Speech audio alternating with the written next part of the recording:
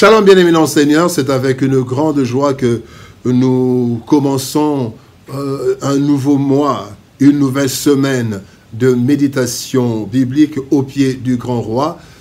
Nous vous saluons au nom de notre Seigneur et Sauveur Jésus-Christ. Nous sommes le 1er avril 2024 et nous vous souhaitons une bonne fête de Pâques, puisque nous sommes le lundi de Pâques et nous allons parler de la résurrection du Christ et de sa mort. Pour ce premier jour de la semaine, premier jour du mois, lundi de Pâques, nous allons lire un texte dans Marc chapitre 10, versets 33 et 34. Voici ce que déclarent les Écritures dans la version Parole de vie 2017.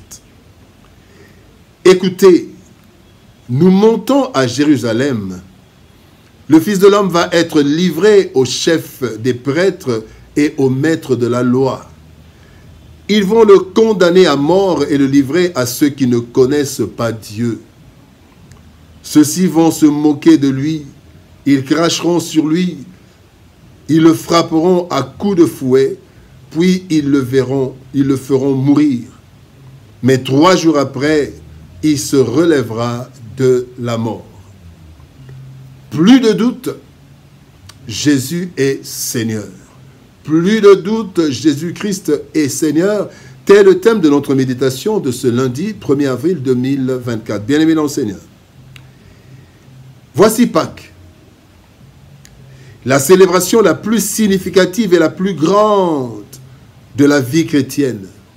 Nous célébrons différents événements de nos vies et de l'histoire. Mais le seul événement qui a changé nos vies ainsi que l'histoire, c'est Pâques. 2 événements de base de notre foi, la mort du Christ et sa résurrection. Nous allons parler de ces 2 événements cruciaux que Jésus avait annoncés à l'avance et qui se sont accomplis totalement et tels qu'il l'avait prédit, fidèlement. Même si nous fêtons Pâques une fois seulement par an, mais sa réalité, la réalité de Pâques, nous la vivons et nous devons la vivre chaque jour de notre vie. Nous allons aujourd'hui aborder 2 points. D'abord, parler de la mort de Christ nous a sauvés. Sa mort nous a sauvés. Dans Matthieu chapitre 27, versets 50 à 52, dans la version Louis II, il est écrit « Jésus poussa de nouveau un grand cri et rendit l'esprit. Et voici, le voile du temple se déchira en 2 depuis le haut jusqu'en bas. La terre trembla.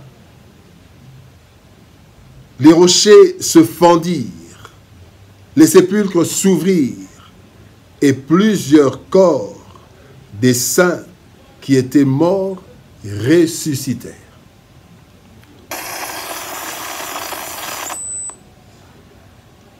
En fait, bien-aimés, c'est à Golgotha que nous avons été sauvés.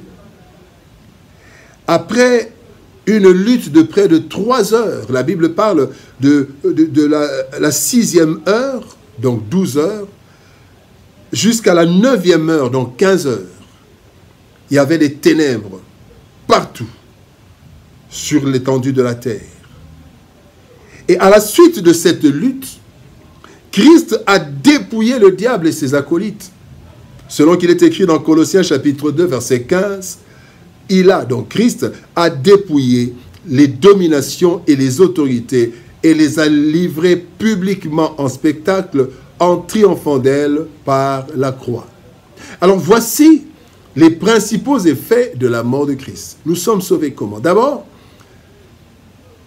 la mort de Christ a pu satisfaire la justice et l'amour de Dieu. Dieu a tant aimé le monde, il aime l'humanité, sa création, mais il doit la punir parce qu'il avait prévenu Adam et Ève. Il est juste, il doit punir. Et en Jésus, l'humanité a été punie parce que Christ est venu comme un simple homme. Mais aussi la justice a été satisfaite parce que Christ a payé sa vie, il est mort, à notre place. Et Dieu n'a pas donné un autre humain. Il s'est livré lui-même. L'amour satisfait, la justice satisfaite. Deuxième chose, c'est que Christ, par sa mort, a payé la rançon. La Bible dit que Christ est venu, non pas pour se faire servir, mais pour servir et pour donner sa vie en rançon. Il nous a rachetés. Troisième chose, c'est que nous avons la propitiation ou la couverture du sang de Jésus. Le sang de Christ nous couvre et quand Dieu nous regarde, il nous regarde à travers ce sang. Sinon, il verrait tout le péché, toute l'injustice, toute l'impureté, mais il nous regarde à travers le sang de Jésus. C'est la propitiation. Mais il y a aussi la réconciliation avec le Père. Chassé du jardin d'Éden à cause du péché, Christ nous remet en communion avec le Père. Il y a réconciliation avec le Père. Et enfin, le salut est rendu disponible à quiconque croit. Selon Jean chapitre 3, verset 16, Dieu a tellement aimé le monde, c'est son amour, qu'il a donné son Fils, c'est sa justice, afin que quiconque croit ne périsse point, mais qu'il ait la vie éternelle. Le salut est disponible. Alors maintenant, nous allons parler du deuxième point. Sa résurrection nous rassure. La résurrection de Christ nous rassure. Bien-aimé dans le Seigneur. 1 Corinthiens chapitre 15, verset 14 nous dit « Et si Christ n'est pas ressuscité, notre prédication est donc vaine, et votre foi aussi est vaine. » Bien-aimé, comment pouvons-nous imaginer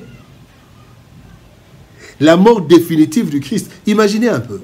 Christ meurt et c'est fini, 3 jours après, à rien, 4 jours, 5 jours, et puis on l'oublie. Bien-aimé, quelle différence établirait alors entre notre Jésus et tous ceux qui sont venus avant et après et qui prétendent être Christ? La résurrection, bien-aimé, atteste que Christ est Dieu et Seigneur. Selon Romains chapitre 1er, verset 4, il est dit « Déclaré fils de Dieu avec puissance selon l'esprit de sainteté, par sa résurrection, déclaré fils de Dieu par sa résurrection d'entre les morts, Jésus-Christ notre Seigneur. » La résurrection du Christ, bien-aimé, nous offre donc les arguments de défense de notre foi et les arguments d'assurance de notre marche. 4 éléments. D'abord, ce que Christ a dit s'est accompli totalement et fidèlement. Deuxième argument, rien ni personne n'a pu arrêter Christ dans l'accomplissement de sa mission salvatrice. Rien ni personne. 3, ce qu'il a promis s'est accompli et s'accomplira.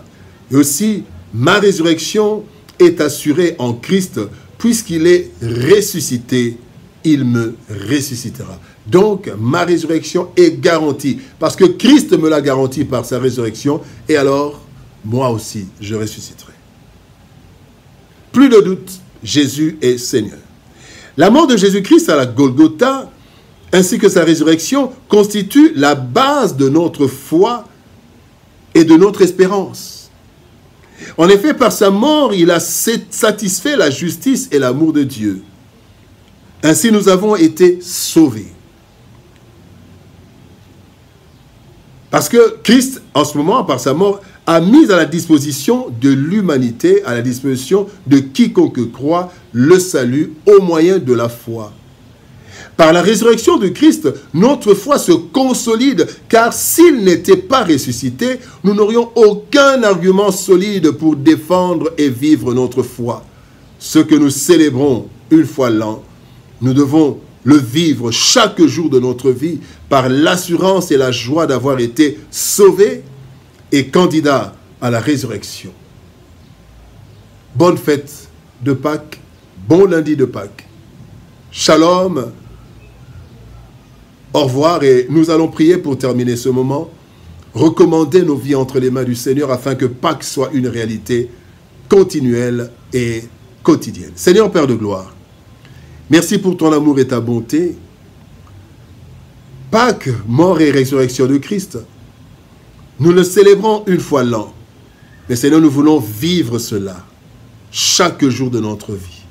Parce que chaque jour, en nous réveillant, nous devons nous rappeler que Christ est mort pour nous.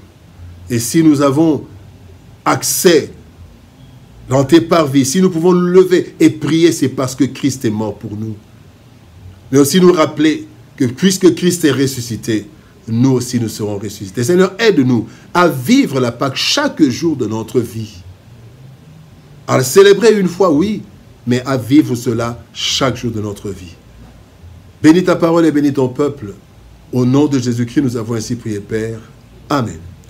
Bien-aimés dans le Seigneur, que Dieu nous bénisse. Shalom, au revoir. Bon début de semaine, bon début de mois, bon mois d'avril. Que le Seigneur nous garde et qu'il ressuscite les choses qui sont mortes en nous. Shalom, au revoir et à demain.